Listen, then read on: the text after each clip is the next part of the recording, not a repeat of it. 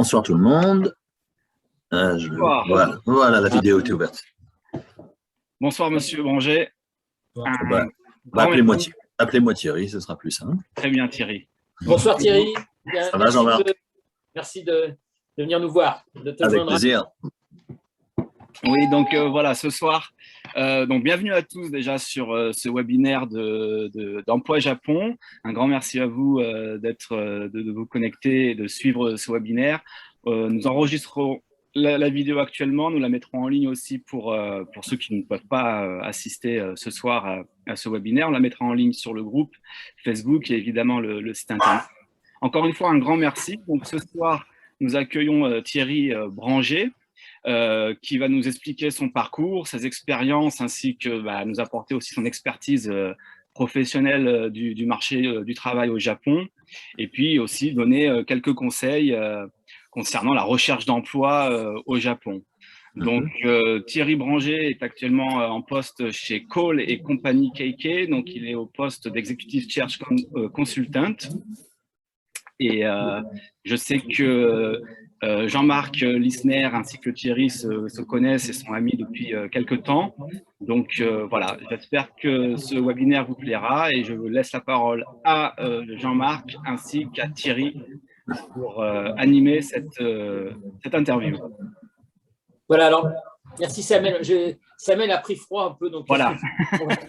Il n'a pas trop de voix, donc je ne vais pas le remplacer, mais bon voilà. Simplement pour d'abord remercier tout le monde, tous les participants à ce Zoom donc, qui va traiter des problèmes d'emploi et surtout avoir l'avis d'un grand connaisseur, puisque Thierry Branger, qui est depuis pas mal d'années au Japon, qui est revenu, qui est reparti, qui a travaillé dans le retail, qui a travaillé dans différents domaines, et c'est surtout ce qu'on appelle un chasseur de tête. Donc, il connaît à la fois bien le marché de l'emploi au Japon, là où il y a des emplois possibles et autres, et il pourrait donner des conseils aussi en matière de comment on peut rechercher un emploi, quelles sont les possibilités, comment se mettre en avant, etc. Et quelles sont les possibilités aussi, honnêtement, pour des Français du Japon de trouver un emploi au Japon, malgré la crise. Il y a des demandes, il y a des perspectives. Il y a aussi, alors il y a certains domaines qui sont plus touchés que d'autres, comme le tourisme, l'hôtellerie, la restauration, un peu plus touchés, mais il y a des domaines où que ce soit dans les domaines IT, que ce soit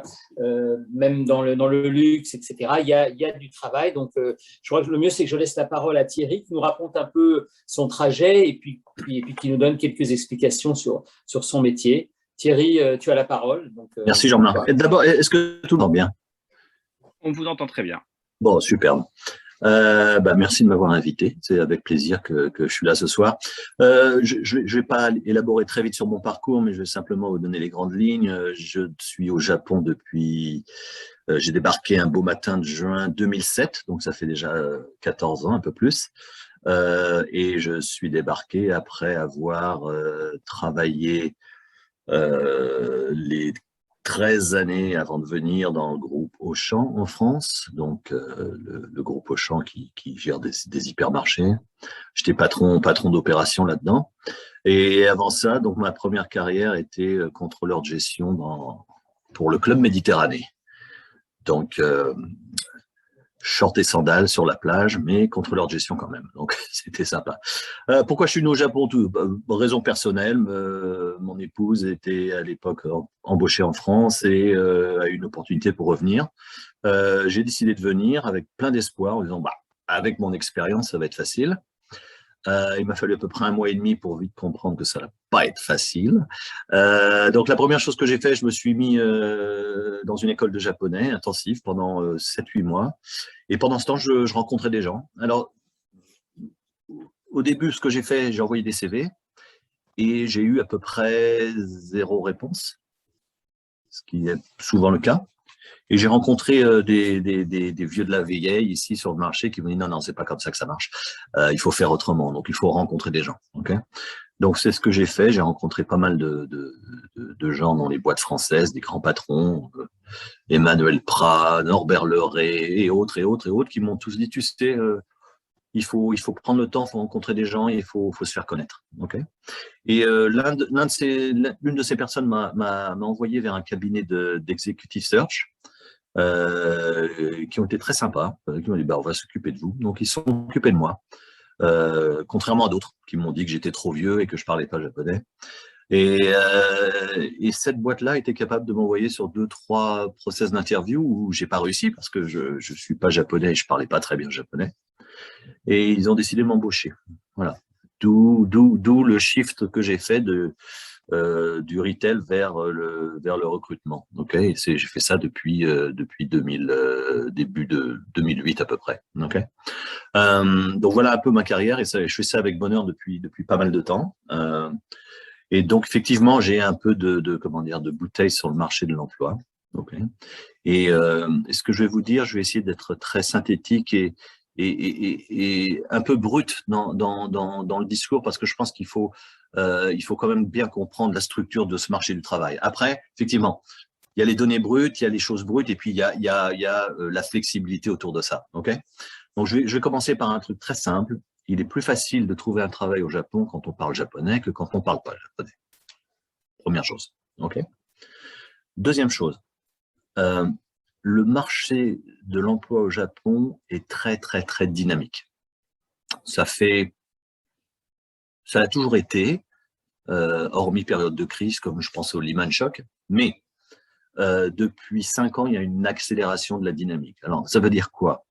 Ça veut dire simplement aujourd'hui, si on prend ressources et demandes, il y a plus de demandes que de ressources. Il y a plus de jobs que de personnes disponibles pour les prendre. OK? Ça veut dire quoi en chiffres?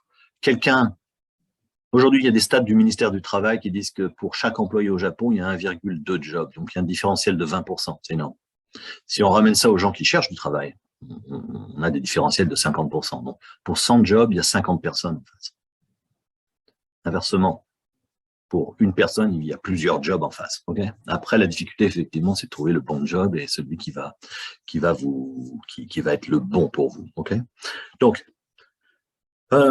je reviens, plus facile quand on parle japonais, ça semble une évidence. Okay. Si on se met en France, il est plus facile pour un Français de trouver du travail que pour un immigré japonais qui parle pas français. Okay. Mais voilà. Okay. Donc, malgré tout, il y a des gens ici, et j'en suis un exemple d'une certaine façon, parce que mon japonais, il est ce qu'il est. Il est très très bien quand je vais au restaurant, mais quand je dois suivre une conversation business, j'ai quand même des limitations. Okay. Donc, je pense qu'il faut être résilient quand on cherche un travail, il ne faut pas lâcher, et il faut être réaliste. Okay.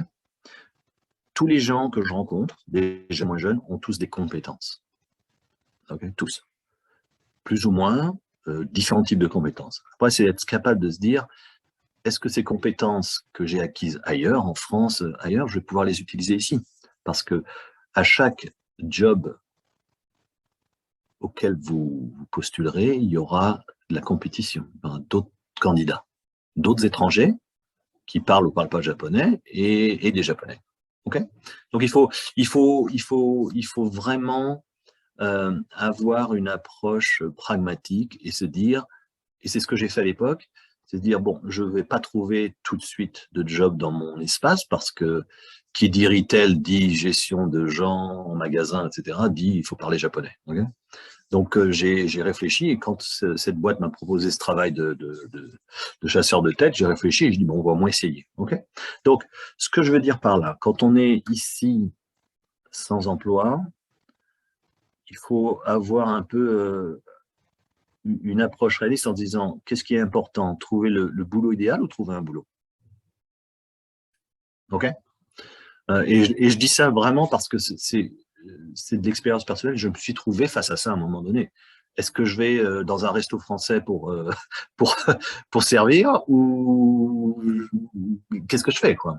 OK. Et je sais que quand on cherche un travail, ça peut être décourageant parce que c'est la nature du sujet. On a plus des réponses négatives que de positives. OK. Voilà. Donc, pour continuer sur le marché du travail, alors je suis pas en train d'essayer de briser l'atmosphère, mais je pense qu'il faut être aussi réaliste sur ce qu'est le marché du travail aujourd'hui. C'est un marché assez conservateur dans son approche de la part des boîtes. On prend des gens qui nous ressemblent, à savoir ils viennent de l'industrie, ils parlent japonais, etc. C'est normal. Mais c'est aussi un marché qui change très vite. Aujourd'hui, un étranger qui a un peu d'expérience ici et disons qu'il a un niveau décent de japonais a énormément plus de chances qu'il y a encore 5-6 ans. Ok?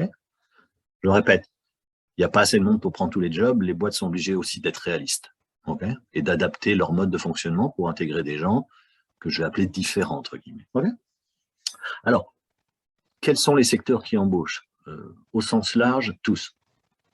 Hormis ponctuellement, comme disait Jean-Marc, l'hôtellerie, les transports aériens, c'est la bérésina pour l'instant. Bien que la situation évolue vite, et notamment dans l'industrie hôtelière. Okay, les gens que je connais dans cette industrie me disent tous, on est en phase de redémarrage lent, essentiellement avec la clientèle locale, mais les perspectives commencent un peu à s'éclaircir. Et certains de ces hôtels, ou chaînes d'hôtels, commencent à réembaucher. Okay, donc, il y a possibilité. Et si on parle d'hôtellerie, je connais énormément de gens dans cette industrie qui ne parlent pas un mot de japonais. OK? Donc, voilà. Donc l'industrie, hormis l'industrie et les compagnies aériennes et tout ce qui est lié au tourisme, j'allais dire, hors Japon, inbound, outbound, tous les secteurs embauchent. OK? À tout niveau. Employé de magasin, serveur de restaurant, marketing manager, etc., etc., etc. OK? Alors, plutôt que de parler d'industrie, qu'est-ce qui a le vent en poupe aujourd'hui? Quelles sont les fonctions qui sont le plus recherchées aujourd'hui? Je vais lancer le pavé dans la mare. On va parler de digital, c'est clair. Aujourd'hui, tout ce qui est environnement en ligne, que ce soit du merchandising, du marketing, de l'analyse de données, data management, visual merchandising, product management, sont des choses que tout le monde veut aujourd'hui. Donc, quand les gens ont un peu de compétences là-dedans, ça donne une corde de plus à leur arc. OK? Maintenant, comment chercher un travail? Alors ça, c'est la grosse question. Alors, je veux préciser quelque chose malgré tout avant d'aller sur le sujet, sur le métier des recruteurs, ce qu'on appelle les recruteurs, les executive search ou autres. Et j'entends quelquefois des gens qui disent « Ah ouais, les recruteurs, ils s'occupent pas de nous, etc. » Là aussi, je vais te donner une information qui est vraie, mais qui est réaliste. Un recruteur est payé par un client pour trouver des gens. OK? C'est pas quelqu'un à la base qui prend en charge des candidats pour aller leur chercher un travail. Au final, le résultat est le même, et tant mieux. Mais il ne faut pas perdre de vue que les demandes qu'un client fait sont souvent basées sur des besoins, des critères relativement précis, qu'on essaye nous d'assouplir justement. Il ne faut pas perdre de vue ça. Donc, j'ai des jeunes gens qui m'appellent de France des fois parce qu'ils viennent de finir leurs études. Ils disent je veux trouver un travail au Japon, est-ce que vous pouvez m'aider? Alors, je dis pas non, mais je dis je peux d'une certaine façon explorer, mais il faut pas se leurrer. Tout mettre tous ses espoirs sur un ou plusieurs recruteurs, c'est pas forcément la seule solution. Ils vont vous aider, mais il y a d'autres choses à faire. Okay, et les choses à faire, je dirais, elles tournent autour, et même si en ce moment c'est pas facile, mais c'est se connecter, rencontrer, parler au maximum de gens qui, dans votre espace, peuvent déboucher sur d'autres rencontres et éventuellement sur un job. J'ai rencontré pas mal de gens ici qui ont trouvé un job, entre guillemets, par simplement des rencontres fortuites ou organisées, entre guillemets, et avec, comment dire, la capacité de cette personne-là de faire un elevator pitch relativement simple. Donc, ben voilà, moi, je cherche ça parce que mes compétences, elles sont là. Okay, tiens, j'ai pas de job pour toi, mais je connais quelqu'un qui peut avoir un job pour toi. Donc, et Jean-Marc va pas me contredire, le Japon est un pays de réseau. Le réseau est la fondation même du business au Japon. Okay, vous pouvez avoir un problème insurmontable en face de vous au Japon. Par contre, vous connaissez quelqu'un par la banque qui, lui, connaît quelqu'un et le problème disparaît. Et c'est un peu pareil aussi dans la recherche d'emploi. Donc, le recrutement, oui. Enfin, les recruteurs, oui. Et le travail personnel, énormément. Okay, et Et le troisième point que je disais, c'est… Oui. Juste, Eric, pour t'aider aussi, puis pour avancer aussi un petit peu. Merci pour toutes tes réflexions. Juste, en préparant un peu cette réunion, quand on s'est revu récemment, tu me disais que les contacts humains sont importants, parce que d'un côté, maintenant, on voit qu'il y a des réseaux comme LinkedIn, d'autres choses qui peuvent servir de réseau. Quelle est la part des contacts humains et quel est ton rôle, justement, de ce côté-là?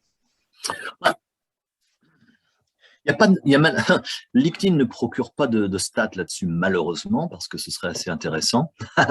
Ce que je veux dire est très empirique, mais on a énormément de clients, et notamment sur les 2 dernières années, en raison de la crise, qui se sont dit on va trouver des gens par nous-mêmes.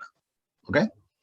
Donc, ils payent une fortune pour mettre un job sur LinkedIn et ils ont 127 personnes qui postulent, mais les clients qui ont eu la transparence de me dire un peu le résultat de ça, sur 100 personnes qui postulent, en général, il y en a à peu près 80 qui ne sont même pas au Japon, éliminés.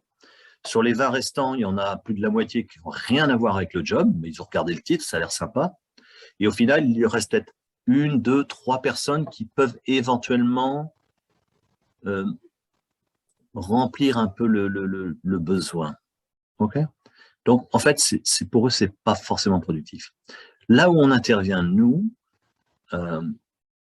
c'est la relation que l'on a avec un client donné qui nous permet de mettre en avant une personne ou plusieurs personnes qui sont soit pile poil dans la demande du client, mais quelquefois, on est aussi là pour avoir une approche créative. Des gens qui ont certaines compétences, pas toutes.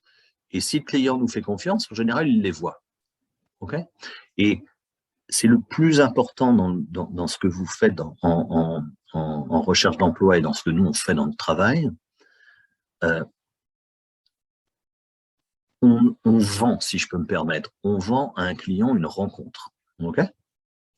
Et c'est la rencontre qui va générer l'intérêt et de fil en aiguille aboutir à un poste. OK ? Donc, souvent, quand on contacte des candidats, ils ont genre « non, mais le job ne m'intéresse pas » ou « non, je ne pense pas que je sois apte à faire ça ». Moi, je dis prenez le temps de réfléchir et de discuter et de challenger ce recruteur-là. OK ? Parce que au final, ce qui va vous donner un job ici, c'est la rencontre avec les gens. Tu le disais, le côté humain. Il y a énormément d'organisations qui essayent de vendre l'intelligence artificielle pour recruter des gens. Ouais, l'intelligence artificielle va aller chercher sur LinkedIn ou dans d'autres réseaux des mots-clés, mais est-ce que ça fait vraiment une personne ? Est-ce que ça représente la personne? Non, c'est une photographie. Donc, nous, ce qu'on présente, ce sont des gens et non pas un résumé. OK ? Et ça, c'est très important. Maintenant, effectivement, le résumé, le CV, est un outil important. OK ? Parce que c'est aussi c'est la page de couverture du magazine qui va aussi nous aider à intéresser le client. OK ? Donc ça, c'est un point que j'aborde rapidement, mais travaillez votre CV mettez-vous dans la peau de quelqu'un qui va lire le CV. Est-ce que c'est intéressant ou pas? C'est aussi simple que ça. Est-ce que ça accroche ou pas? Et quelquefois, un CV va plus accrocher avec des mots-clés qui reflètent vraiment une compétence. Hein, il ne faut pas mentir sur un CV, que 3 pages pour expliquer en détail tout ce que vous avez fait. Parce que quand les CV sont trop longs, trop détaillés, vous mettez un client, une entreprise, simplement devant un document où le client va dire oui ou non. Quand vous avez un CV qui accroche et avec le renfort d'un recruteur, nous, on va aller vers un client en disant voilà une partie de l'histoire, il y a énormément de choses à découvrir chez cette personne. Donc, il faut la rencontrer. OK, on rencontre. OK ?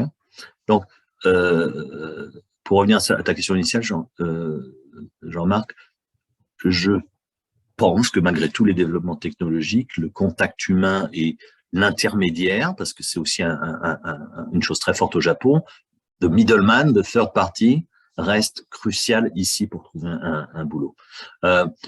Si vous ne l'avez pas fait et que vous le faites, envoyez 100 CV à des boîtes différentes, vous allez voir le taux de réponse ici.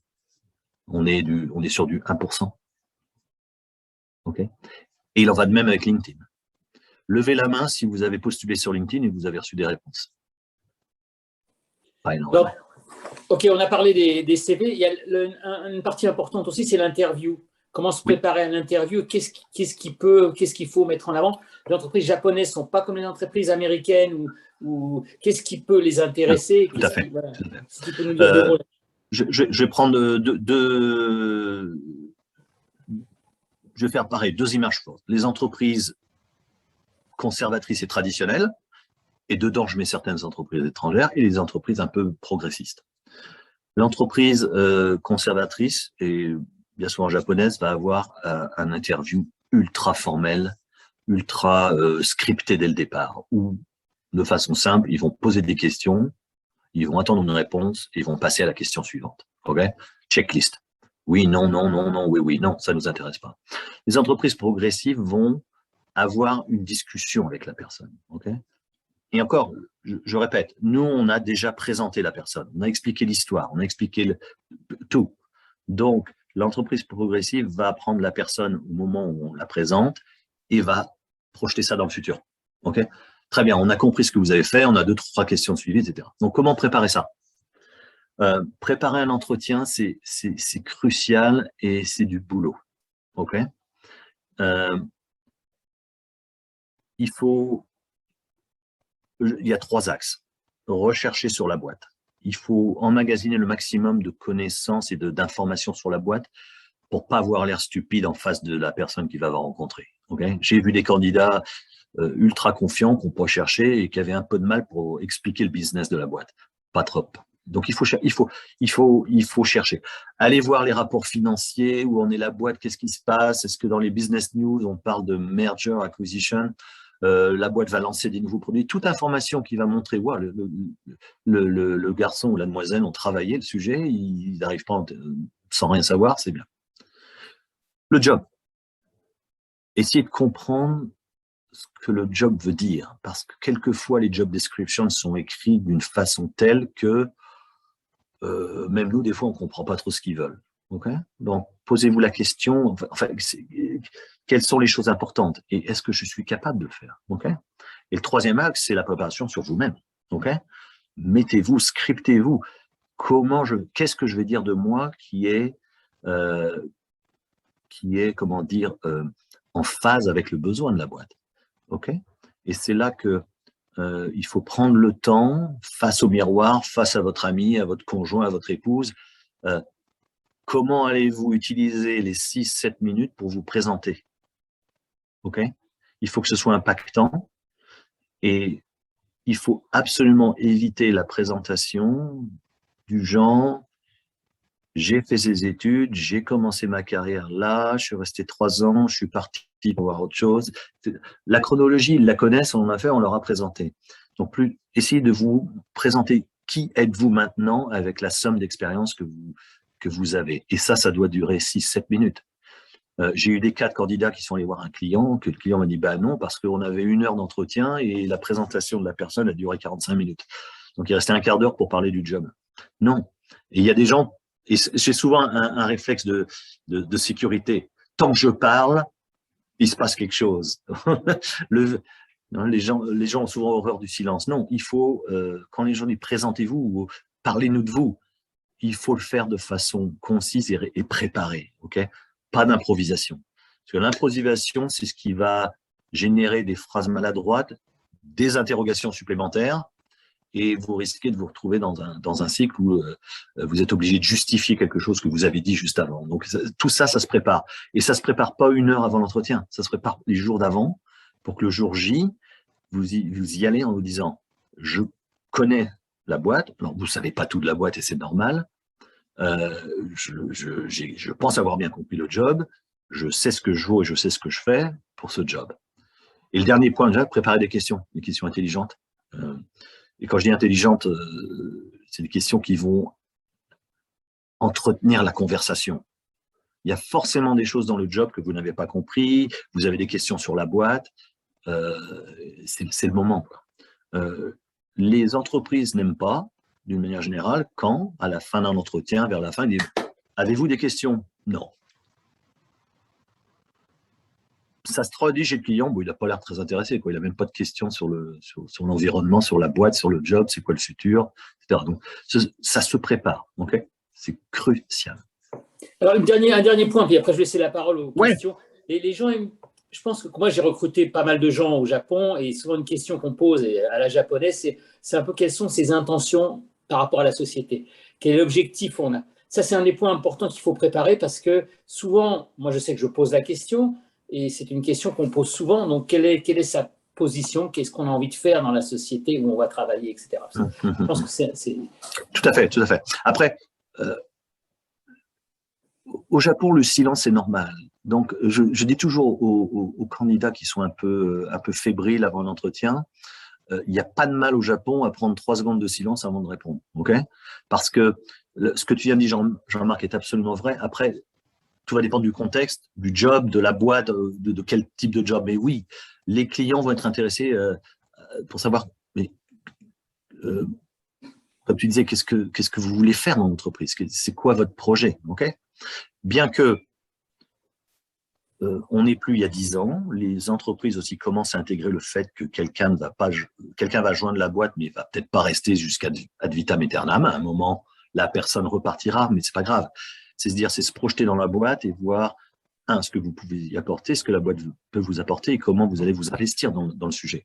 Et ça, c'est des choses de motivation, entre guillemets, par l'exemple. Dire à une boîte, je suis motivé pour le poste. Oui, et alors? C'est plutôt parler de vous dans l'environnement de travail, ce que vous aimez faire, comment vous aimez faire les choses. Okay, sachant que, bon, après, il ne faut pas se leurrer, vous êtes aussi là pour vous vendre. Si on vous parle d'intégrer une équipe de 7 personnes, etc., et vous dites, moi, j'adore travailler tout seul, bon, faut aussi savoir, comment dire, dire les bonnes choses, mais ne pas tout dire forcément. Okay, l'honnêteté, oui, mais il faut savoir aussi s'arrêter de parler. Et ça, c'est important. Okay, bon. Ok, merci Thierry. Je pense qu'on doit y avoir des questions. J'ai vu qu'une une intervention est passée. Donc, oui, on peut peut-être passer. Samuel. Je vois qu'il y a quand même quelques personnes avec nous ce soir. Donc, si vous avez des questions, vous pouvez vous pouvez les marquer en message. Et puis, Thierry, est-ce que Thierry, tu as accès au chat de… Attends, je regarde, je l'ouvre. Oui, j'ai le chat. Nadir qui dit « J'ai reçu une réponse, mais pas continuer le process ». Oui. D'accord. Donc, si vous avez des questions, là, tous ceux qui sont avec nous ce soir, vous pouvez les poser les questions dans le chat. Je voulais juste donner un dernier point qui dure 10 secondes. Oui. Quand on vous propose un job, une boîte, etc., enfin un entretien, c'est peut-être pas le job idéal. Okay, c'est le moins ça. Aller à un entretien ne veut pas dire que vous allez prendre le job.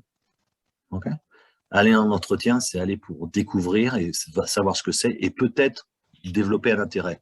Donc, il n'y a pas de mal à il ne faut pas avoir honte de dire je vais aller à un entretien, même si a priori, ce n'est pas forcément le truc que je veux faire. Ça reste un bon entraînement et il peut y avoir des surprises, des bonnes. D'accord, c'est à noter. Donc, je le répète, si vous avez des questions, n'hésitez pas à les poser dans le chat. Excusez-moi, est-ce qu'on peut la poser à l'oral? Oui, à l'oral aussi, évidemment, oui. Ok, bon. Ah bah du coup, bonjour, excusez-moi, j'arrive un peu en retard parce qu'il y avait le son qui marchait pas. Mais j'ai tout entendu, c'était super intéressant. Et globalement, j'ai une question un peu plus générale, pas forcément directement focus sur le Japon, mais je vais quand même la poser. C'est quelle est pour vous la position des entreprises japonaises avec une collaboration d'une boîte étrangère? C'est-à-dire que par exemple, si je réponds à un besoin, par exemple typiquement d'application mobile ou de marketing ou de site internet pour des boîtes japonaises, quelle est leur intention? Est-ce qu'ils seraient intéressés ou est-ce que, bien sûr, bon, c'est normal, bien sûr, ils vont privilégier les Japonais pour ça, mais quel est, tu penses, leur decision making sur une note de 1 à 10? Il y aura au moins 10 meetings, ça c'est sûr. C'est Cédric, hein, c'est ça? Nadir. Nadir, pardon, excuse-moi, je regardais le mauvais endroit. Nadir, tout va dépendre dans quel domaine on parle. Si on est dans un domaine technologie, IT, etc., je pense qu'il faut surtout cibler les clients qui peuvent être intéressés. 1. 2, l'approche directe n'est pas forcément le plus rapide. Okay, quelquefois, il vaut mieux passer par la bande, c'est-à-dire essayer de trouver quelqu'un qui connaît quelqu'un qui va etc. Après, ce qui est très, très souvent ennuyeux avec les boîtes japonaises, c'est le process de due diligence. OK? Ils veulent être sûrs que ça s'intègre dans le système, ils veulent être sûrs, etc., etc., etc., etc. OK? Donc, c'est assez, ça peut être assez frustrant. Mais une chose est sûre, c'est que s'ils adhèrent et qu'ils prennent, tu as du business pour 20 ans, quoi. C'est ça que je veux dire. OK? Mais juste une parenthèse, l'autre matin, j'étais à un événement de Fresh Founder, il y a le patron de L'Oréal qui racontait l'acquisition d'une boîte qui sont fait au Japon. 2 ans. 2 ans de boulot. Alors que normalement, L'Oréal il disait normalement chez L'Oréal, c'est 6 mois et c'est bon, on achète. 2 ans, parce que la boîte ici, ils avaient des questions, des questions, des questions. Par contre, il dit, pendant, c'est qu'en exécution, on est en avance sur tous les autres boîtes, parce que une fois qu'ils ont compris, l'exécution, vitesse lumière. Donc, ta question va dépendre d'énormément de critères, mais quand tu es recommandé par quelqu'un, c'est souvent plus facile d'ouvrir la porte. Ce qui est dur, c'est d'ouvrir la porte ici, souvent. Les portes, etc. OK? D'accord. Est-ce que je réponds? Oui, oui, bien sûr. Merci. Parce que, si tu veux, on peut se contacter plus tard pour aller un peu plus en détail. Oui, bien sûr, je t'ai déjà trouvé sur LinkedIn. Question. Quelle est la situation de marché de l'emploi par rapport à l'agriculture biologique? Très bonne question. Alors, c'est dommage. Je ne suis pas le spécialiste de ce truc-là dans la boîte. J'ai un collègue qui bosse là-dessus, mais on commence à voir des organisations, donc je ne parle pas d'individus, dans une organisation qui commencent à développer des activités relativement importantes à ce sujet-là. J'ai pas le nom du client en tête, c'est dommage, mais j'ai un collègue qui travaille aujourd'hui avec une boîte qui s'appelle je sais plus quoi, Farm, et qui justement travaille sur ce type de sujet. Donc développement de culture éco-friendly, si ce n'est biologique, parce que le biologique au Japon, c'est un peu vague. Donc, je pense que c'est encore peut-être un peu tôt pour avoir énormément de boulot là-dedans, mais il commence à y avoir des boulots là-dedans, si ça répond à la question. Alors, on peut peut-être répondre un peu aussi, parce que dans le vin, par exemple, parce que moi je travaille dans le vin, et oui, le vin, oui, bien sûr. Il y a un intérêt de plus en plus fort pour les vins bio. Alors, c'est beaucoup moins qu'en France, qu'en Europe, mais il y a un intérêt de plus en plus, on le sent, pour les vins bio, les vins nature, tout ça. Donc, c'est quelque chose qui se met en route. Et il y a un intérêt pour l'agriculture biologique qui est de plus en plus important aussi au Japon. Alors, le travail dans ce domaine, alors, dans la recherche, c'est moins évident à mon avis. Mais par contre, il y a aussi il y a de la part par exemple, des grands groupes comme Ion, qui sont dans la distribution, ou d'autres, qui vont être amenés à plus en plus à travailler là-dessus, parce qu'ils avaient racheté les boutiques Bio C'est Bon au Japon, enfin, donc ils investissent aussi dedans, et donc ils sont prêts aussi à investir dans la production plutôt éco-responsable, etc. Donc il y a aussi ce côté aussi, ça peut être directement dans les gros distributeurs où il y a cette possibilité, ces recherches pour les clients au Japon, pour le côté bio et enfin, organique, comme on dit au Japon. Je crois qu'aujourd'hui, quelqu'un qui a des moyens financiers suffisants, je pense, et d'une certaine façon, ça rejoint ce que Nadir est en train de dire, là, la forte importation du Japon, l'agriculture est plutôt demandée. Moi, si j'avais de l'argent, j'investirais, j'achèterais des terrains agricoles aujourd'hui, j'en ferais des grandes parcelles et je mettrais des gens dessus pour produire du biologique, parce que pour faire simple, oui, il y a un besoin. Et les campagnes japonaises sont en train de se dépeupler. Donc, il y a un problème, donc il y a une opportunité à terme, c'est clair. Est-ce que vous avez encore des questions? Oui, moi j'en aurais une. Allez-y. Bonsoir. Donc vous avez mentionné qu'il fallait travailler le CV. Si vous pouvez vous présenter, juste en 2 mots. Oui, alors moi je suis un étudiant belge pour le moment, ici au Japon. Donc j'étudie le japonais à Chiba, où j'ai notamment un cours d'option qui me permet qui est un cours qui est vraiment focus sur la recherche d'emploi, et donc qui m'a permis de travailler justement le CV japonais en particulier. Et ce qui revenait à chaque fois, de ma professeure, c'était que mon CV était trop long. J'ai pas d'expérience professionnelle, si ce n'est mes jobs d'étudiant en Belgique. Ça peut pas être trop long, là. Oui, mais c'est ça. Mais c'est surtout au niveau des études qu'elle trouve ça trop long. C'est-à-dire que en fait, j'ai mis que 3 choses, hein. Donc, mon école secondaire, mon bachelier et mon master. Mais bon, apparemment, ça fait vraiment très long et bon, donc ça pourrait poser problème selon elle, mais je sais Pas pas vraiment, trop. Gilles, je pense pas vraiment. Alors, c'est vrai qu'on est au Japon, donc effectivement, ton école secondaire et le baccalauréat, pour eux, ça veut rien dire. Donc, effectivement, c'est peut-être le pourquoi de sa remarque, mais c'est pas le sujet le plus important, je pense, dans ton résumé. Et comme tu es jeune, c'est-à-dire que tu étais sans expérience professionnelle, entre guillemets, je pense qu'il faut effectivement essayer de trouver les emplois que tu as pu avoir, étudiants, etc., seront, de mon opinion, intéressants parce que ça donne aussi l'image de quelqu'un qui passe pas ses vacances à la plage et qui fait quelque chose, quoi. Donc, maintenant, dans les CV, il y a deux phases. Il y a le CV pour les boîtes internationales qui demandent des CV en anglais, et puis il y a les CV à la japonaise, c'est effectivement ce que j'ai mentionné tout à l'heure. Moi, je parlais vraiment des CV, je veux dire, en anglais, puisque c'est la langue un peu business ici, où effectivement, il faut pas que ce soit trop long parce que ça devient, les gens, les boîtes lisent un peu en travers quand même. C'est un peu malheureux, mais c'est comme ça. Donc, finalement, j'ai des seniors, moi, des gens qui ont 50, 55 ans, ils m'envoient le CV, ça fait 8 pages. Donc là, non. Là, clairement, non. Ah. Ce qui est important, c'est d'être capable. Et c'est dur à faire un CV, hein, c'est pas facile. C'est vraiment d'essayer de mettre en avant les informations importantes. Ok. Et souvent, les candidats au Japon, japonais, ont tendance à confondre les responsabilités et les tâches quotidiennes.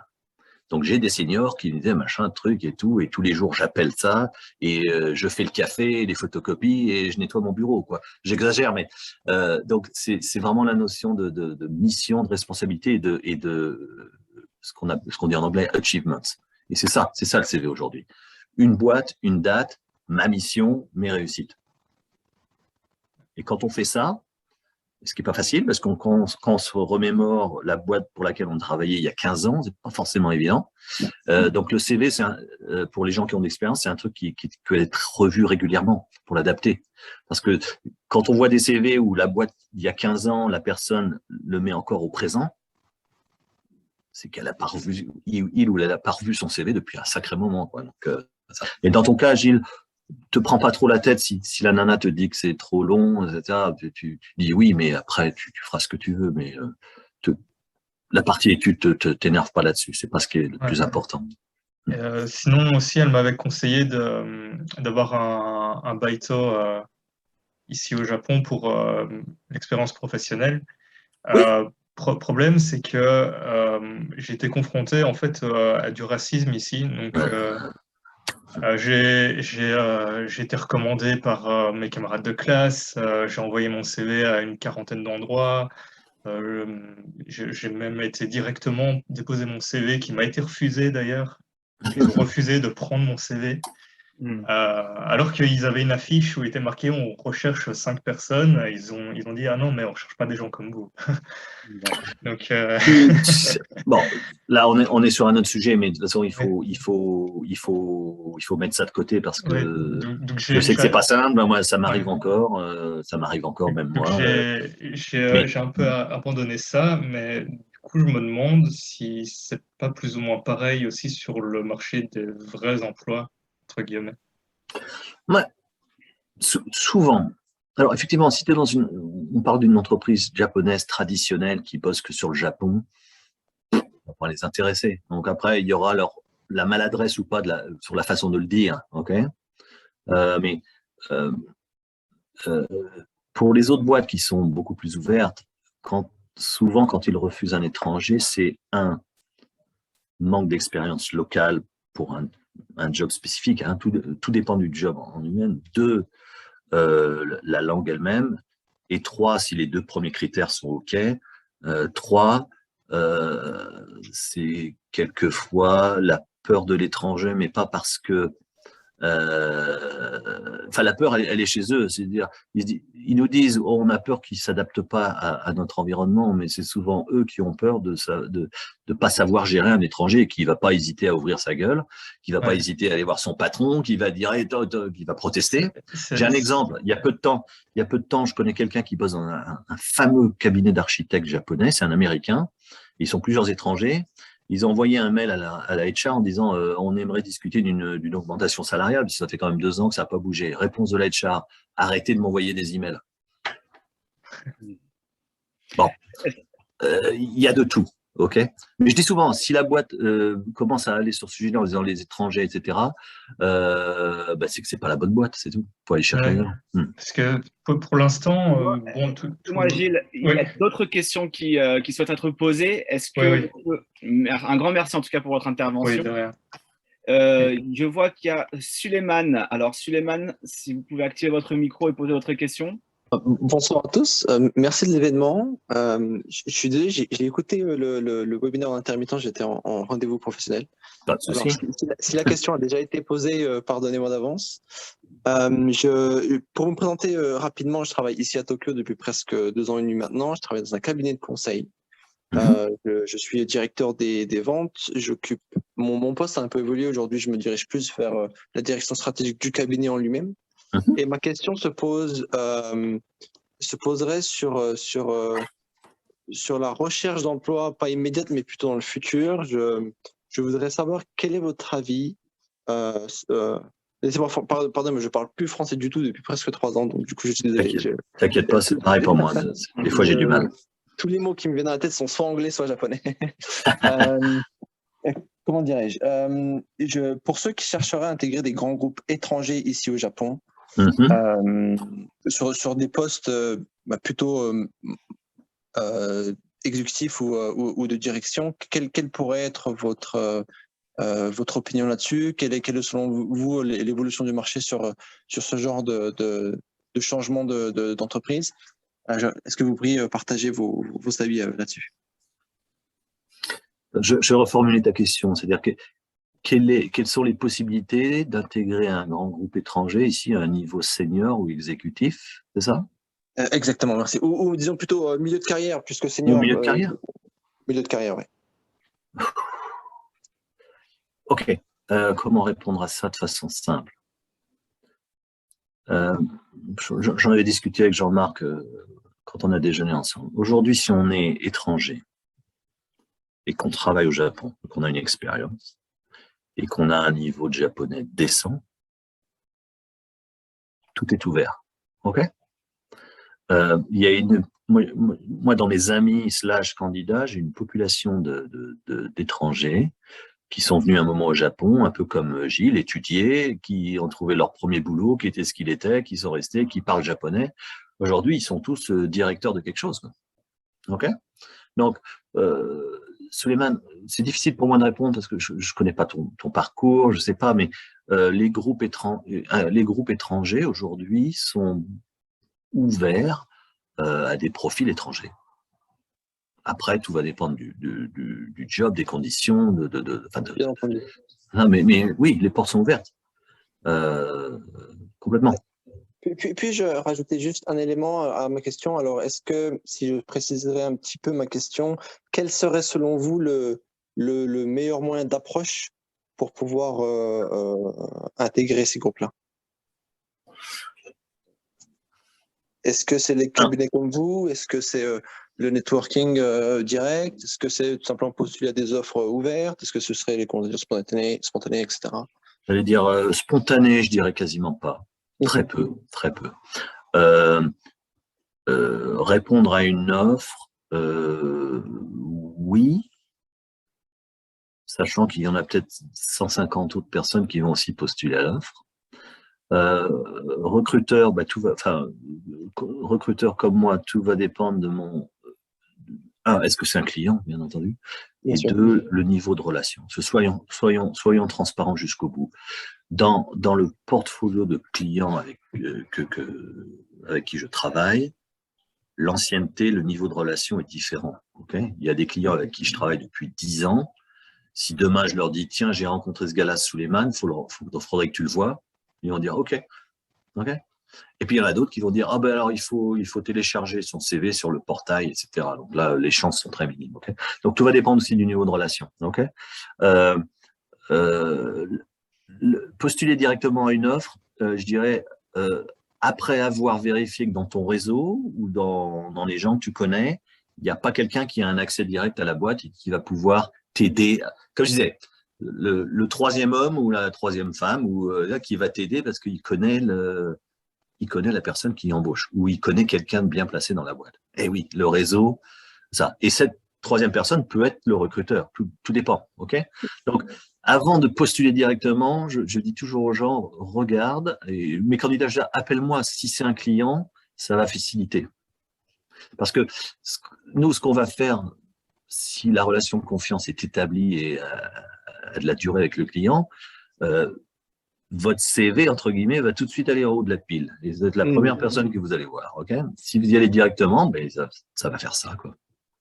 Vous les prendre un par un, et puis vous avez en face quelqu'un qui va regarder des CV, qui va faire check, check, check. Ah ben non, il parle pas assez. Il a GL PT2 et nous on veut 1. Ce qui veut rien dire si vous l'avez eu il y a 15 ans. Quoi. Donc j'ai pas de réponse précise à te donner, mais je pense que il faut essayer de mettre toutes les chances de son côté en disant est-ce que je connais quelqu'un là-dedans ou est-ce que je connais quelqu'un qui connaît quelqu'un là-dedans. Et c'est souvent la meilleure approche. Après, le networking, bien évidemment. Demain, tu es à la Chambre de commerce française ou French Founders, pour ceux qui y sont, et il se trouve que le patron de la boîte là est en question là, tu y vas. Mais tu vas pas lui dire, j'ai vu l'annonce, je veux le boulot. C'est pas ça. Là, tu es en position de vendeur et les gens veulent pas qu'on leur vende des trucs dans le networking. C'est plutôt avoir une discussion simple pour qu'il y ait une trace, vous échangez les cartes de visite et 2-3 jours après, tu suis. Tu suis et tu dis, écoute, j'aimerais bien qu'on continue la conversation, est-ce que vous avez 30 minutes à me consacrer? Il y en a qui vont dire non, mais moi, quand j'étais dans cette situation au début, j'ai contacté quasiment tous les patrons français des boîtes ici à Tokyo. Ça faisait du monde à l'époque, hein, il y en avait 60-70. J'en ai vu plus de 50. Qu'est-ce que je leur ai dit? J'arrive au Japon, j'aimerais que vous partagiez votre expérience du Japon, 30 minutes. Ben, viens me voir. Et ça a duré 1 heure et on a parlé, etc., etc. Donc, c'est ça qu'il faut faire. Okay, aller contacter une boîte de façon spontanée en disant voilà, machin, je cherche un boulot et j'aimerais bosser chez vous. Il y a énormément de chances qu'en face de vous, si c'est quelqu'un des opérations commerciales marketing, il va balancer ça aux ressources humaines qui vont dire bon, on n'a pas de poste. Ouais, nous sommes donc sur les mêmes schémas, ok, toutes. Ouais, donc, vous avez encore une autre question de la part, alors attendez que je retrouve, de Pieto Moline, je crois. Donc vous pouvez activer votre micro et la poser. Vous m'entendez? Super. Oui, c'est bon.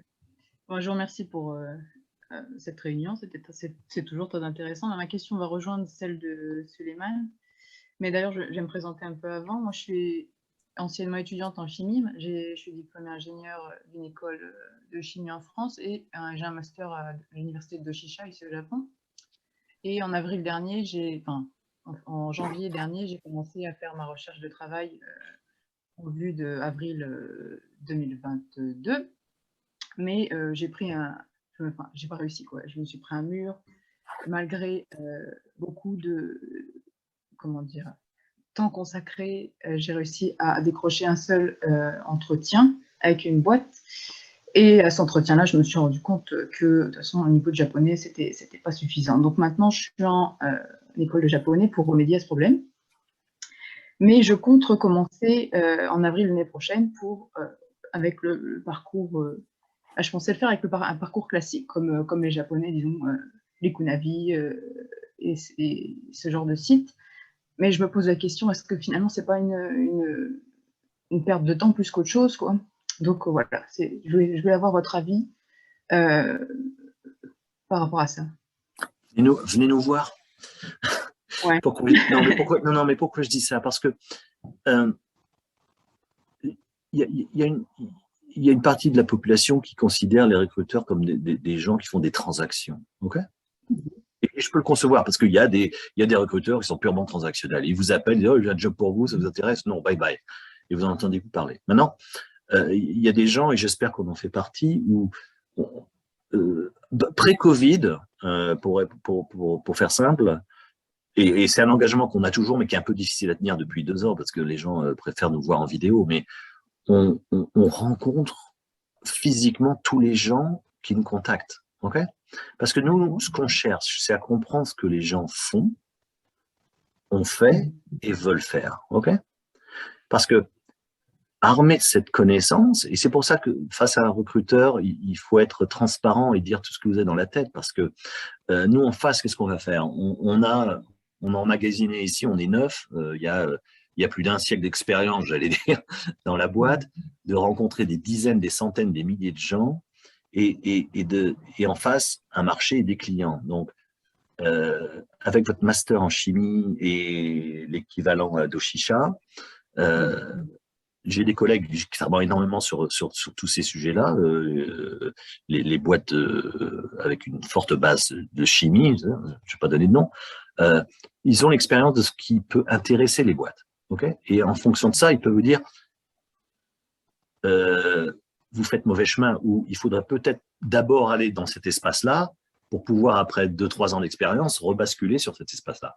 Et c'est aussi cette connaissance qu'on a. Okay, parce que on peut avoir des désirs professionnels, et c'est normal, mais il y a aussi la réalité à un moment qui rentre en ligne de jeu, en ligne, et dire oui, d'accord, mais il va falloir de la transition pour faire ça. J'ai des gens qui sont venus me voir, qui disent ils sont sales depuis 10 ans, et du jour au lendemain, ils disent je veux faire du marketing digital. Je fais wow, d'accord, pourquoi pas, mais il va y avoir quelques transitions à faire. Ça ne peut pas se faire du jour au lendemain. Et on apporte aussi un peu cette vision-là, parce que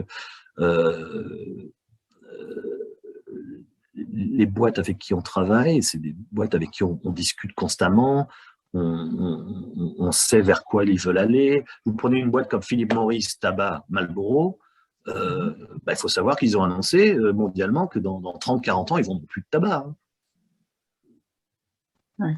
Donc, ça veut dire que c'est des boîtes qui cherchent des profils différents d'avant, etc., etc. Donc, j'utilise cet exemple qui n'a rien à voir avec la chimie, mais il y a des boîtes sont en transformation permanente, et des boîtes insoupçonnées peuvent générer en fait des jobs qui peuvent être parfaits pour vous, entre guillemets. Ok. Donc, je sais pas si les gens ont mon adresse email, j'en sais rien, Jean-Marc, mais on pourra leur donner. Non, on la donnera à la fin. Ouais, d'accord. On la passera sur le site, hein, comme ça. Moi, je peux prendre le temps d'avoir, de voir, de parler aux gens plus en détail. Hein. Okay. Merci de ce côté. J'ai pas toutes les réponses et toutes les solutions ce soir, mais c'est aussi la conversation qui va permettre aussi de mieux comprendre un peu ça. Mais oui, Rikunavi et compagnie, oui. D'accord. Pour quel cas, Thierry, vous parlez de partager votre email. Serait-il possible de vous contacter si on cherche des candidats à recruter? Oui, bien sûr, okay. Bien sûr, absolument. Bon, on partagera toutes ces informations tout à fait. Sur Facebook. Avec plaisir. Par contre, j'ai vu une question. Oui. Alors, le nom, ça doit être un raccourci de Edfio. Dans quel secteur professionnel les Français pas encore installés au Japon souhaitent-ils travailler? Alors, je ne sais pas qui a posé la question, mais je ne suis pas sûr de la comprendre. Alors, est-ce que... Tu la vois sur la droite à 6h47? Oui. Alors... Bonsoir, pardon. C'est oui. moi qui Ah d'accord, bonsoir. Bonsoir, je m'appelle Ludovic et je suis un entrepreneur ici au Japon. D'accord. Et de temps en temps, je cherche du personnel français. Ah d'accord, ok. Et c'était par curiosité, je voudrais savoir dans quel domaine les Français pas encore installés au Japon, qui souhaitent venir travailler au Japon. Qui me contactent par exemple, etc. Ouais. Est-ce que c'est plus IT ou c'est plus restauration? Je dois dire, depuis 3-4 ans, les contacts que je reçois de France sont de 2 natures. Super senior. Les gens, je suis patron de machin, etc. J'ai bossé au Japon il y a 20 ans, j'aimerais y retourner. OK. et énormément de jeunes diplômés. Et la plupart sont effectivement, regardent un peu le tech, l'industrie techno. Ils veulent bosser pour Netflix, Facebook ou Google. Maintenant, j'ai de temps en temps des jeunes gens ou moins jeunes qui me contactent. C'est moi, ma copine est japonaise, on va se marier, on rentre au Japon. Moi, je prendrai le boulot qu'il y a. Si c'est serveur en restaurant, je prends, etc., etc. Donc, il y a un peu de tout. OK? Merci. De rien. Alors, je vois qu'il y a des questions. Il y a une question, une intervention sur l'agriculture biologique, des gens qui veulent travailler dans l'agriculture. Je crois que le mieux, c'est aussi de faire son test, d'aller venir au Japon, enfin, quand ça sera possible, Oui. ou si vous êtes déjà au Japon. On embauche dans l'agriculture, parce que comme le disait tout à l'heure Thierry, il y a vraiment dans les campagnes, c'est vieillissant, ils ont un manque de monde, etc. Donc, ça peut être l'occasion d'aller travailler d'abord dans les champs, j'allais dire, et puis se faire son expérience et rencontrer des gens. Et les Japonais, là-dessus, après, ils sont ouverts. Quand ils ont vu que les gens ont fait l'effort de parler leur langue, de travailler avec eux, etc., ils sont très reconnaissants. Et là, il y a des possibilités qui peuvent s'ouvrir après en ayant des relations. Les syndicats agricoles sont relativement forts et des choses comme ça, mais si on arrive comme ça, on débarque, on ne connaît rien, c'est même pas la peine. Par contre, de travailler avec eux, d'avoir une expérience dans une région, dans un coin, je pense que ce sera très apprécié. Et après, pour y trouver du travail, c'est aussi Par contre, c'est un choix de vie. Hein. C'est pas Tokyo, Shibuya, etc. Enfin bon, je veux dire, voilà, c'est un choix de vie. Et là, je pense qu'il y a des possibilités. Ah oui, la vie peut être belle dans les campagnes japonaises. Hein. C'est magnifique. Mais oui, il faut que ce soit une vocation d'une certaine façon. Mais il y a quelques étrangers hein, dans le Kanto. Et je pars d'une expérience personnelle. On commande des produits biologiques à un gars, c'est un Allemand, qui a une ferme au fin fond de Saitama. Et plutôt que d'essayer de vendre ses trucs au supermarché, ils vont direct en ligne. Mais ça marche. Hein. Donc, il y a de la demande. Ouais. D'accord, très bien. Est-ce qu'il reste des questions? Une dernière question. Oui. Parce que moi, du coup, je me suis pas présenté tout à l'heure, mais je me présente, du coup, je suis un peu project manager pour Tech Lab. En fait, c'est une petite agence où j'emploie les développeurs pour faire soit des applications, soit des sites. Et en gros, pour trouver des clients, je suis dans la problématique, en fait, où j'essaie de... déjà, en matière de développeurs, j'ai déjà trouvé quelques développeurs japonais avec qui travailler plus tard. Ça se fait petit à petit, je pense, et je mets ça pour quand je serai un peu plus près. Et en termes de clientèle, bon, ça rejoint un peu la question que j'ai mise tout à l'heure. Et parce que moi, j'ai réussi à contacter quelques clients, mais ce sont des clients plutôt français. Et du coup, j'imagine que c'est beaucoup plus facile de trouver des clients français pour ton business finalement que des clients japonais. Et par exemple, il me semble que c'était aussi une boutique de vin au Japon qui voulait un e-commerce typiquement. Et donc la question c'est est-ce que oui, en fait finalement ça va rejoindre en fait ce que vous avez dit, c'est qu'est-ce qui est le plus difficile? Est-ce que c'est de contacter directement les entreprises japonaises pour travailler avec elles? Et finalement, ça rejoint avec un peu l'atmosphère freelance, l'atmosphère business externe, en fait, finalement. Et parce que du coup, c'était quoi la question? Attends, je me suis perdu avec tout ce que j'ai dit. Parce que du coup, oui, en fait, il y a plusieurs solutions où je peux aussi contacter les entreprises françaises au Japon ou alors les entreprises japonaises. Et là, par contre, j'ai eu vraiment aucun retour. Pour moi, c'est complètement mort. Ah, d'accord. Et c'est pour ça que je pose la question. Comme j'ai dit tout à l'heure, les entreprises japonaises sont un peu plus difficiles à pénétrer. Mais il y a un truc que peut-être que tu oublies, mais tu as parlé d'entreprises françaises, d'entreprises japonaises.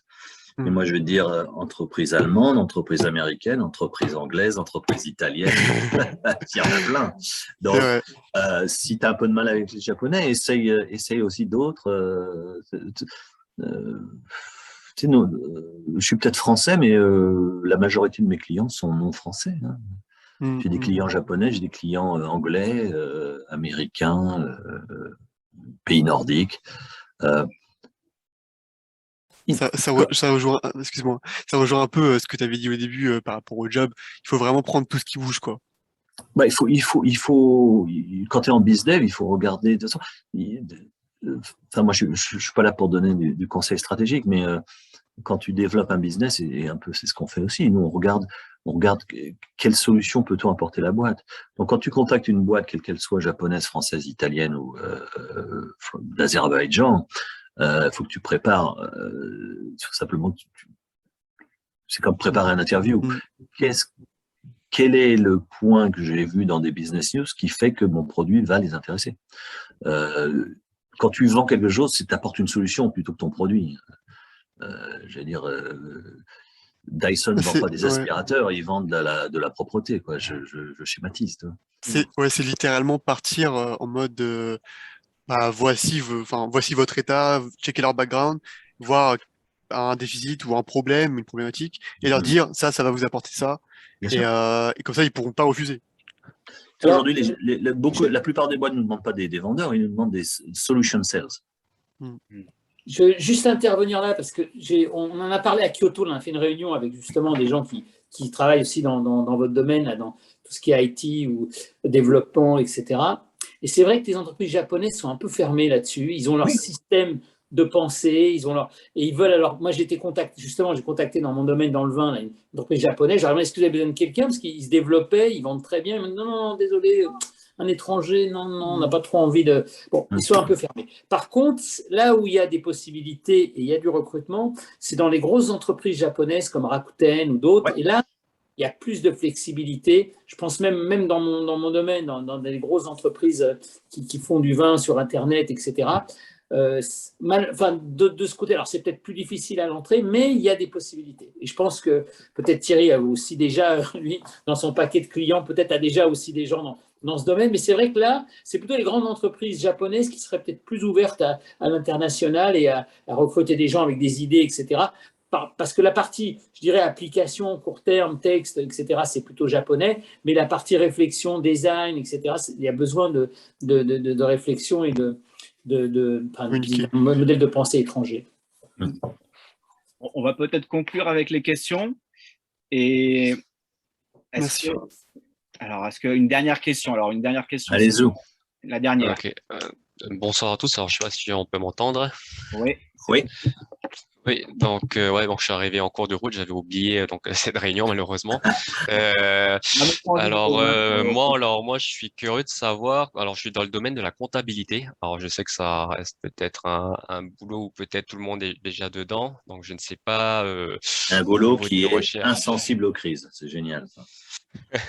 Et voilà, je ne connais pas en fait encore le marché du Japon sur la comptabilité. Est-ce que ça recherche beaucoup ou est-ce que c'est un marché plutôt déjà saturé parce que il y a déjà trop de personnes qui en font? Non, du tout. Je vais te dire un truc. Quand un client nous dit j'ai besoin d'un comptable ou d'un comptable accounting manager, un brand manager et un digital marketing manager, on met des cierges à l'église parce que ça va être difficile à trouver, tu vois. Donc, après, en compta, ils vont demander souvent des gens qui ont certaines compétences clés. Soit ils sont CPA, soit etc. Donc, tout va dépendre aussi. Mais la compta, non, c'est recession proof. Ça fait 14 ans que je fais ce métier et on demande toujours des comptables. Accounting manager, account payable manager, GL manager, etc. Toujours, tout le temps. Et c'est pas simple à trouver parce que, excuse-moi, je parle pas de toi, mais au Japon, quand on parle de japonais, c'est pas les gens les plus affables et les plus ouverts à la discussion, tu vois.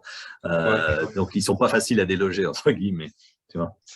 D'accord. Donc, des comptables qui savent bien parler et qui sont, extravertis, ça, les boîtes lèvent la main tout de suite. Alors, en plus, c'est un comptable qui parle japonais. Alors là, anglais et japonais. Tu viens me voir demain. Hein. Tu viens me voir demain. D'accord. Je suppose après en comptabilité, ça serait quoi? Je sais même pas si un N2 ça suffirait ou il faudrait quasiment un N1, autant au niveau du GLPT. Tout va dépendre de la boîte. Tout va dépendre de la boîte, de la structure, de l'organisation, du nombre de personnes dans l'équipe. Je ne vais pas te dire oui ou non. Ça va dépendre.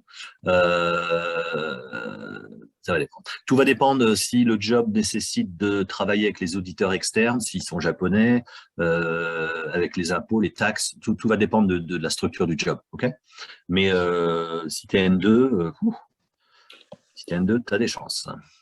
En plus, dans les cabinets japonais, enfin les cabinets japonais ou étrangers, ils peuvent te former, enfin ils peuvent donner une formation aussi. Oui. Parce que pas comprendre toute la comptabilité japonaise. Si tu viens de l'étranger, c'est normal. Mais par contre, ça s'apprend, ça c'est pas compliqué. Par contre, si tu maîtrises un peu les techniques et le japonais, c'est beaucoup plus facile pour eux de pouvoir t'enseigner et te guider dans ton travail. Voilà. Et après, l'avenir est ouvert parce que je connais énormément de gens ici qui ont commencé comptable, CPA, machin, monthly closing, et ils sont partis après vers le FP&A, le contrôle de gestion, et certains sont CFO. Mais purement comptable, comme tu le dis, oui. Accountant, senior accountant, il y a toujours des besoins partout, tout le temps. D'accord. Et est-ce qu'ils sont assez regardants au niveau des diplômes, puisque vu que c'est que des diplômes français que j'ai, à moins qu'ils vont juger sur les années d'expérience ou peut-être savoir Ils vont regarder sur les années d'expérience, ils vont peut-être regarder sur quel type de, comment dire, parce que ici souvent le GGAP est aussi, si c'est pas GGAP, ils vont sûrement demander US GAAP, ok. Donc la compta française, c'est peut-être un peu moins facile, mais encore une fois, il y a des boîtes qui vont être prêtes à t'aider, à te faire travailler sur les différences justement entre le système comptable français et ce qu'ils utilisent ici. Il y a énormément de boîtes ici qui travaillent en US GAAP. Ok. Ok, d'accord. Ok, on va devoir Merci. arrêter, c'est ça, Samuel, hein, voilà, pardon, excusez-moi, je réactivais mon micro. Oui, on va peut-être arrêter les questions pour ce soir. Si vous avez d'autres questions, n'hésitez vraiment pas. La vidéo de ce soir va être publiée donc, sur le site d'Emploi Japon et sur Facebook. Si vous avez d'autres questions, n'hésitez pas à les poser. On pourra les transmettre donc, à Thierry Branger ou même Jean-Marc ou même pour y répondre. Donc voilà. Donc n'hésitez pas. Moi, je suis dans le groupe, dans le Facebook groupe, donc vous pouvez aussi me trouver là. Enfin, bon, un grand merci. Alors après, si je reçois 137 questions dans les 2 jours, pardonnez-moi d'avance, ça va prendre un peu de temps pour répondre tout de suite, ok, mais je répondrai. Un grand merci. Il n'y a pas de quoi. Un grand merci encore aussi donc, pour cette intervention de ce soir. Comme vous le savez, Emploi Japon, on a créé donc l'association très récemment. Ça date de cet été que l'association Emploi Japon est clairement une association, donc il y a une entité association au Japon qui a but non lucratif évidemment. Nous avons mis en place, alors je fais une petite parenthèse là-dessus, un système de donation parce qu'en effet, Emploi Japon, c'est une association. Nous sommes 2-3 bénévoles à faire en sorte que ce lieu d'échange, qui soit virtuel sur Facebook ou même physique, lorsqu'on crée des événements, comme l'a fait Jean-Marc dans le Kansai la semaine dernière, et comme nous prévoyons de le faire la dernière semaine d'octobre, exactement le 27 octobre, au Petit Tonneau. Je vous en parlerai un peu plus tard. Donc voilà, ça demande du temps, de l'énergie et beaucoup d'énergie tout simplement. Hein. Donc c'est vrai que de temps en temps, on va être obligé de pouvoir aussi financer donc le site internet, tous les frais qu'engrange toutes nos actions. Donc n'hésitez pas, si vous voulez, faire partager l'information que Emploi Japon a mis en place un petit système de donation. Tu es en train de dire que Jean-Marc ne te paye pas? Non, je plaisante. Avec plaisir, oui. Donc, voilà, non, mais c'est un groupe bénévole. Hein. Franchement, bien sûr. On a besoin pour financer le site, pour financer. Il y a un certain nombre de choses, de réunions, de choses. On doit pouvoir organiser. Et c'est vrai que là, on est à des montages vidéo aussi. Donc c'est vrai que ça prend beaucoup de temps et c'est parfois appel peut-être à l'extérieur pour pouvoir faire tous ces éléments-là, tous ces outils. Deuxièmement, un deuxième message que je voulais faire passer, c'est comme l'a très bien dit Thierry durant son intervention, c'est qu'au Japon, le contact, le réseau est primordial dans la recherche d'emploi. Et l'Emploi Japon organise le 27 octobre, donc au Petit Tonneau, un apéro, alors sous forme d'apéro, un temps d'échange et de rencontre, donc de networking pour ceux qui sont sur Tokyo. Vous avez l'affiche, en tout cas, vous avez l'événement qui est sur le groupe Facebook. Je peux aussi vous donner l'adresse du Petit Tonneau. En tout cas, ça s'appelle Le Petit Tonneau. C'est à Tola-no-mon. Ah, Tola-no-mon, ok. Voilà, donc à partir de 18h30 le 27 octobre, Jean-Marc sera là. Je serai là aussi. Donc, ce sera un moment d'échange et de rencontre. Donc, n'hésitez pas à nous rejoindre le 27 octobre. Dites-le nous à l'avance parce qu'on doit réserver les places. Hein, dites bien, c'est pas tellement qu'on souhaite limiter, mais il faut nous dire. Parce qu'on peut accueillir tout le monde, quoi. Voilà. Hein, donc, dites-le si vous participez ou pas à la soirée. Voilà. Merci. Voilà. Pour conclure, encore une fois, un grand merci Thierry Branger. Avec plaisir. Oui, merci Thierry. Hein, vraiment, c'était il n'y a pas de quoi. Très intéressant. On va partager. On va faire la vidéo. Voilà. Merci aussi à tout le monde d'avoir été présent et puis d'avoir posé vos questions, d'avoir fait vivre un petit peu cette interview. C'est vraiment super. Et je me charge de la mettre au plus vite sur Facebook. Et si Jean-Marc, tu as un dernier mot, je te laisse la parole. Non, mais merci Samuel, hein, malgré ta grippe. Et... Voilà, donc merci à tout le monde. Hein, c'est vraiment un travail coopératif, donc il faut nous aider. Il ne faut pas hésiter à nous questionner, puis à répondre comme ça se fait maintenant bien sur Facebook. Tout le monde répond aux questions et c'est un échange vraiment intéressant. On est en train d'améliorer. On va essayer aussi d'avoir un peu plus d'aide de la part de l'administration française. Ce n'est pas toujours facile, mais ça devrait venir. Voilà. Donc merci à tous et bonne soirée. Voilà. Bonne soirée à tous. Merci beaucoup Thierry, merci beaucoup à Jean-Marc. Merci à tout le monde et à très vite. Merci beaucoup. Au revoir.